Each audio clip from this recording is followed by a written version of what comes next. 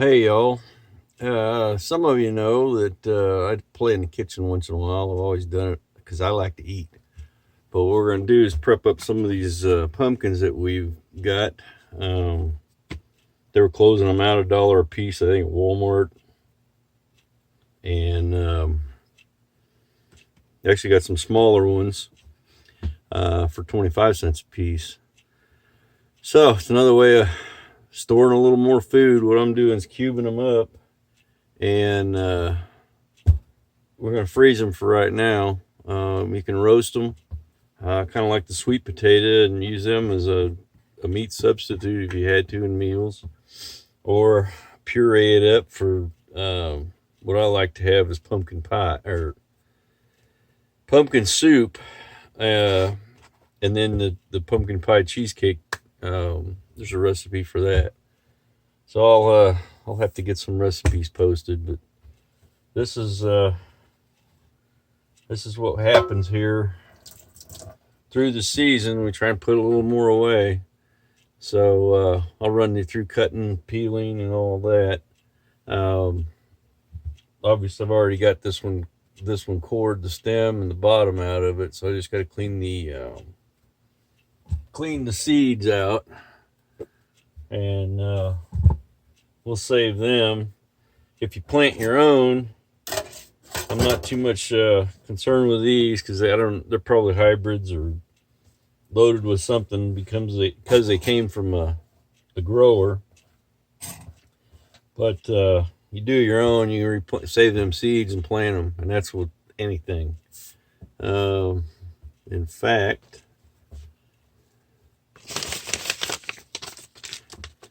got some more seeds here that was given to me. I think they're pawpaws actually for these, so we're gonna get them rolling. But I gain seeds all the time and play with them, so I get my basket to quit moving here. So let's get the kicking. All right, I take a spoon and try and scrape it out. Some people use a fork. All you're trying to do is get the strings and the seeds loose so you can pour them out of there. I had a little extra string up in that end.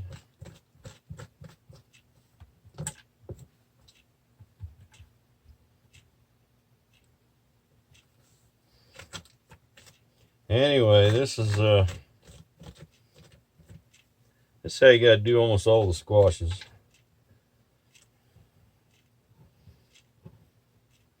A little bit of a pain in the butt.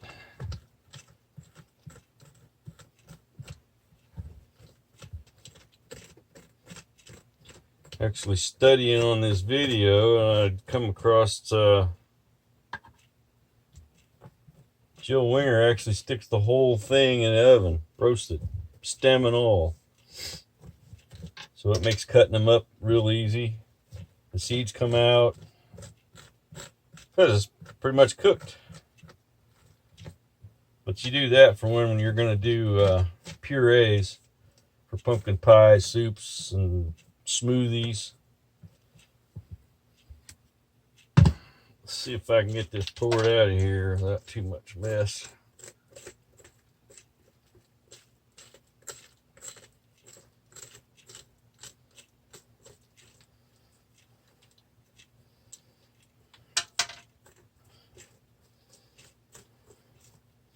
Then I'll go in there with a serrated paring knife. Actually, this is a steak knife. And sear those, or take those strings and shred them out of there.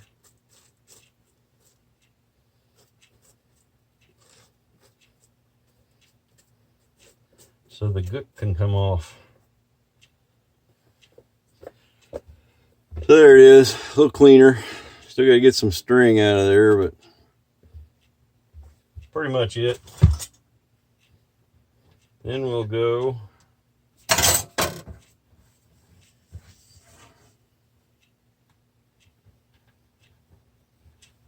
These seeds here I'll probably just roast. Put like a jalapeno sauce or sriracha sauce on them and roast them that way. Maybe even a little chipotle sauce. I like these spices. So then you take your big veggie knife.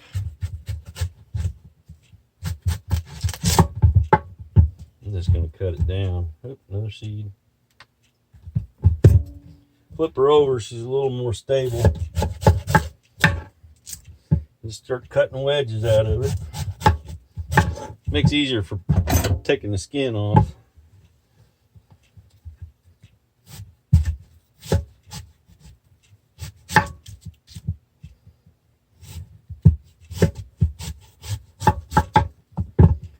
Just like that. Then you got bad spots, you just kind of shave them out of there first. Or catch them when you're peeling it, doesn't matter.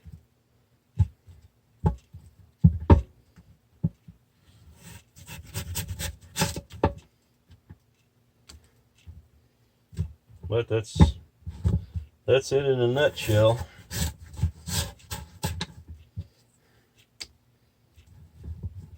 I'm gonna fast forward a little bit and show you how that busts up. So check it out. Join Unlimited Plus from Google Fi Wireless. Switch today.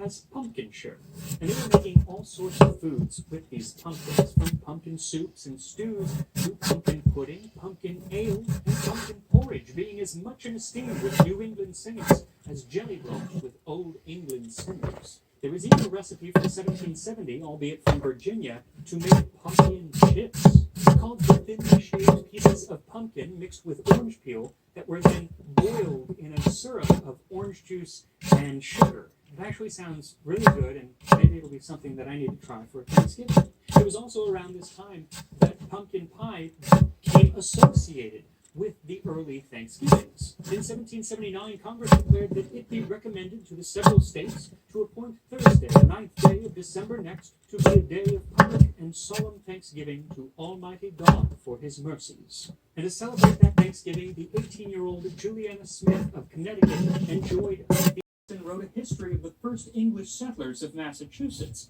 In it, he says that when the English arrived in what they would call Concord, Massachusetts, in 1635, the want of English grain, wheat, barley, and rye proved a sore affliction to some stomachs who could not live upon Indian bread and water.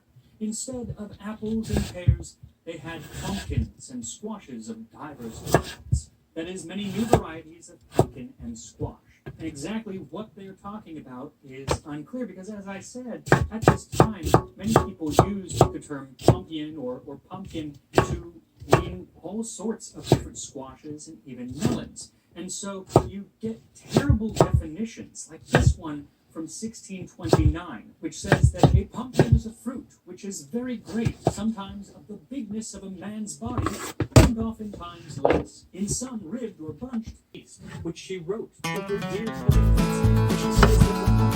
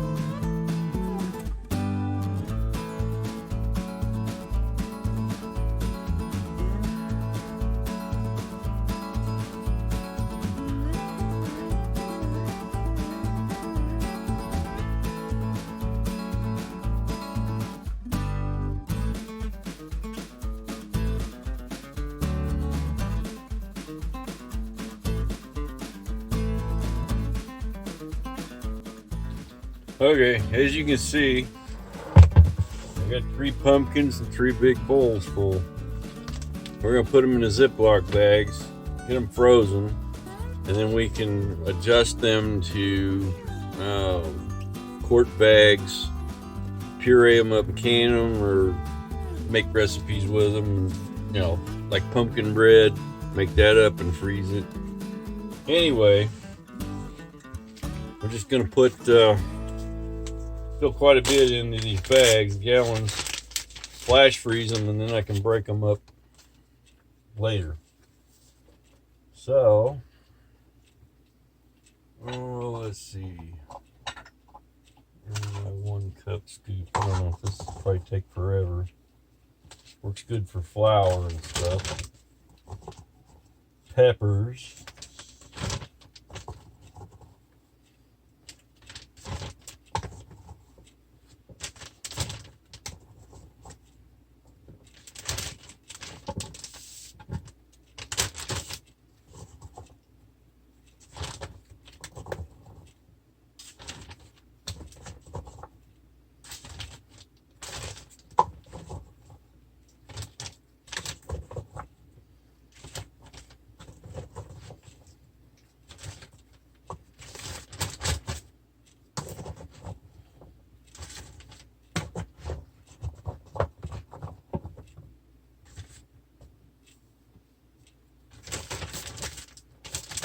That's probably enough.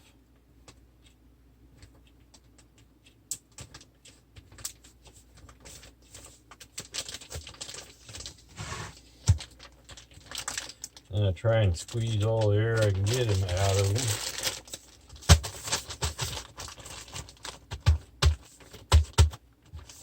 All the way flat. That's 1 gallon. I still have a bowl there. These are medium-sized pumpkins. They're not small or real large.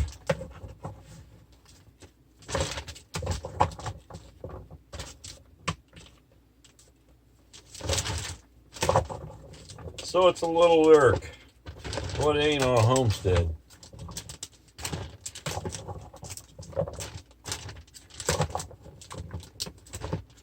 Okay, now to pour the whole thing in.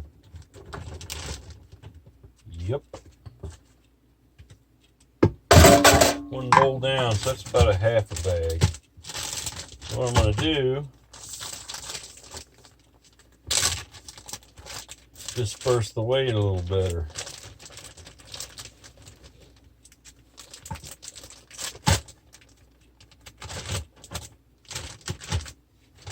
Almost.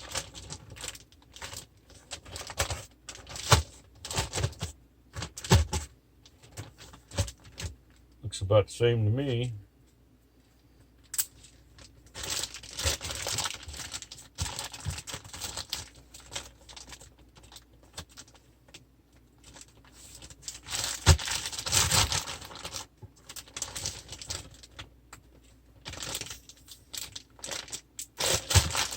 Anybody else having problems with Ziploc bags lately? They just don't seem to close right.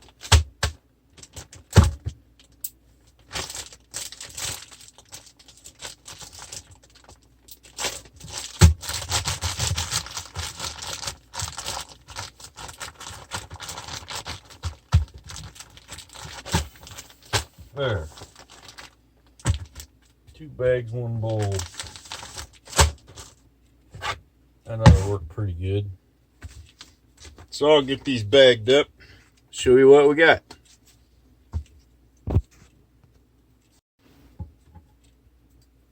Okay, as you can see,